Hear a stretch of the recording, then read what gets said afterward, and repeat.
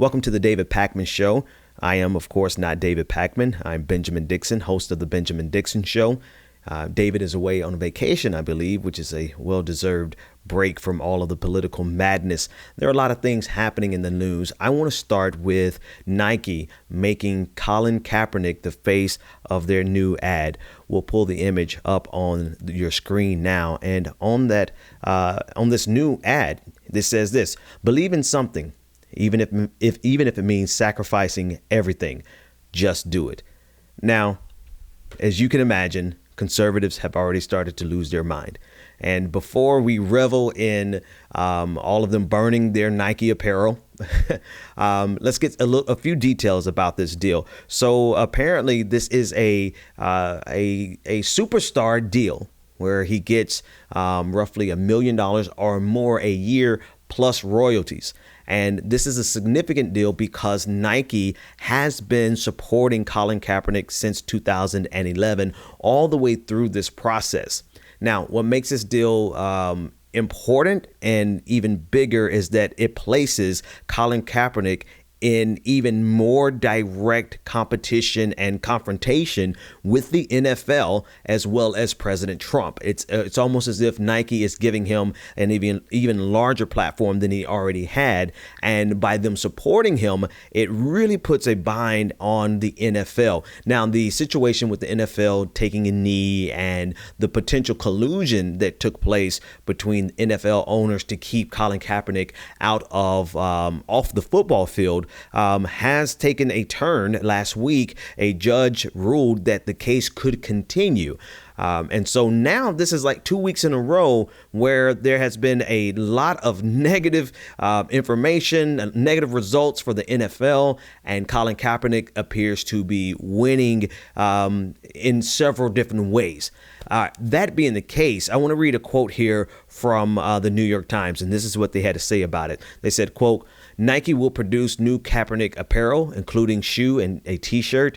And if the merchandise sells well, the value of the deal will rival those of other top NFL players, according to the people close to the negotiations who spoke under the conditions of anonymity because Nike had not formally announced it. Nike will also donate money to Kaepernick's, quote, Know Your Rights campaign.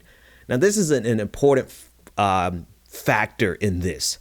Anyone who knows anything about Nike understands Nike's history with sweatshops and child labor and unsavory business practices, both here in the United States, but particularly across the globe.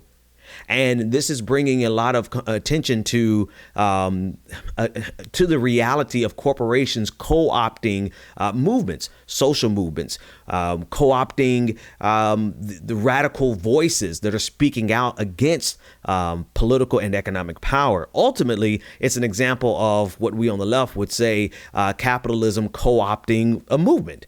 This is capitalism protecting itself. But underneath this, you have to take a note of what Colin Kaepernick is doing with his wealth.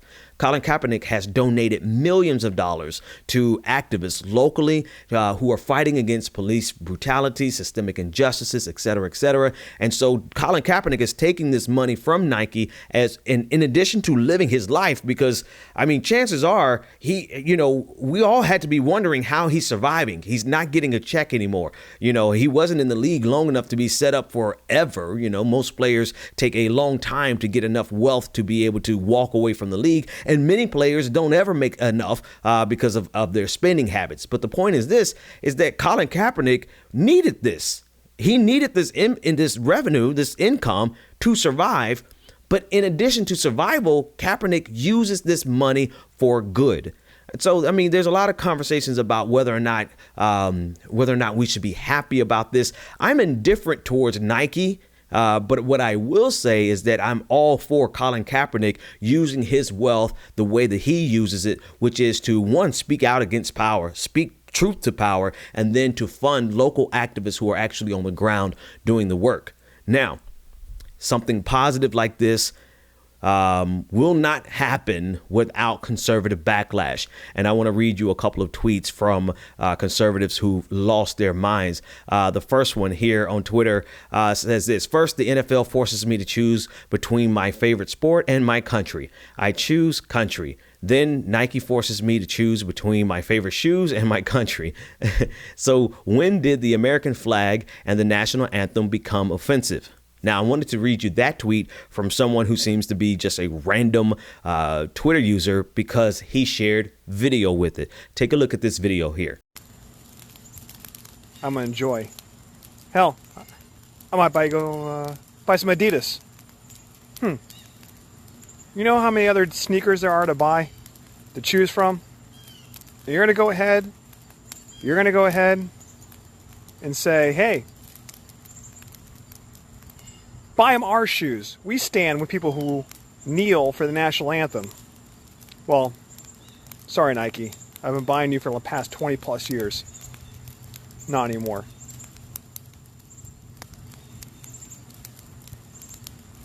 Not only am I burning my favorite pair of Nikes, you are burning your sales. Have a good day. I mean, it's ridiculous. People make these scenes, and obviously they're publicity stunts. They want attention, and so they burn their apparel. They did this when LeBron James left the Cleveland Cavaliers, and that trend never ended. But the reality of it is that Nike doesn't care about the handful of people. They've already made the calculation. This is a business decision for Nike. They have already calculated the cost, how much they're going to lose from conservatives who are mad, and how much will they make up in terms of people who are like, Nike's doing something good with all of the products from their sweatshops, so maybe I'll go and buy some shoes. And we'll talk about that later. But the point is that this is a business decision by Nike. And so they know full well exactly about how many people they're going to lose. They know their demographic. They know their target demographic. They understand that they're going to lose X amount of dollars, but they're going to make up so much more, or else they would not have done this deal. I don't believe that Nike is doing anything out of the goodness of their heart. Let's dispense with that notion. Nike is not sacrificing anything in this deal. Nike is going to make money with this deal, and that's the point. The other point, obviously, is that Colin Kaepernick is going to make money with this deal, and he has demonstrated that he's going to continue to do good with the money that he makes. So, while conservatives are losing their mind, burning all of their apparel, the reality of it is Nike doesn't really care. But I want to read this from conservatives' favorite Black conservative voice these days, Candace Owens, on Twitter. This is what she had to say. She said, quote, "Congratulations to Adidas for a wonderful win in business today. They are proof that sometimes all you have to do is sit back and let your competitors shoot themselves in the foot. Hashtag 3Stripe Life at Adidas USA, and at Adidas _ UK. No underscore there. Yeah, okay. If you say so. The only reason I read that, besides the silliness of it, is that, in my effort to find a conflict-free sneaker, Adidas was listed there. But Adidas was listed there as a more eco-friendly sneaker. And as I researched it, Adidas is there. And I know this is not Candace's perspective. I don't really care about her perspective, but just Adidas in general, and in my efforts to find conflict-free shoes that pay a living wage, there literally are no popular shoes on the market today that pay their workers a livable wage, including Adidas. But Adidas is listed as a more eco-friendly shoe. That was something fascinating that I saw this morning. So a lot of people, most of us in the United States, we are consumers of conflict goods. It's just what it is. And so, while people are lamenting this deal with Nike, and where are you going to go? I guarantee you, most of you have Nike in your closets or in your, your jogging apparel or whatnot. But one more, of course, it would not be a complete day without Ben Shapiro chiming in. And this is what he had to say with regard to Colin Kaepernick's sacrifice. This is what he had to say. He said, quote, "Name the thing he sacrificed. He was benched before he protested.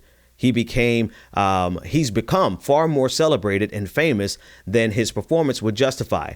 Now that he's got a lucrative ad contract, Ali sacrificed something Kaepernick didn't. Now, this comment is very important because it demonstrates to you exactly what conservatives have done through American history. They will, first of all, pit two black people against each other to try to make their point.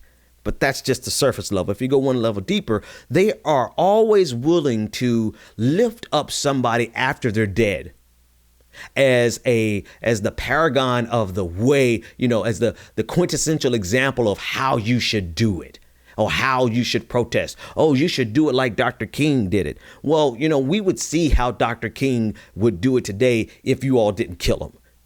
And it speaks to the whitewashing of their relationship, conservatives' relationship with people who protest power. They are always willing to say, oh, yeah, we definitely would have done it, like Ali. Ali really sacrificed something. But how many people actually think that Ben Shapiro would be on the side of a radical black Muslim, a radical black man who was Muslim, a part of the Nation of Islam?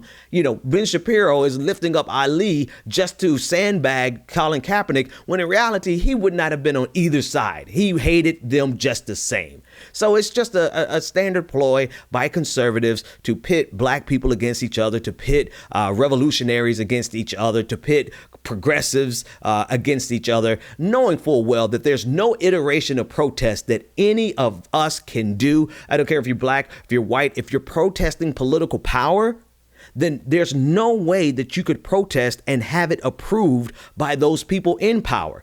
Power will never approve of your protest. It doesn't matter if you kneel. It doesn't matter if you sit quietly in a sit-in. It doesn't matter if you are quiet in class and silent and refuse to speak. It doesn't matter if you're marching in the streets. It doesn't matter if you're standing in front of a building. There's no way that you can protest that will ever be approved of by this system. And no matter how they like to throw people from the past into the mix to say, oh, this is how Dr. King would do it, or this is how Muhammad Ali would do it, the fact of the matter is that they would have opposed them during their time the same way they oppose Colin Kaepernick right now.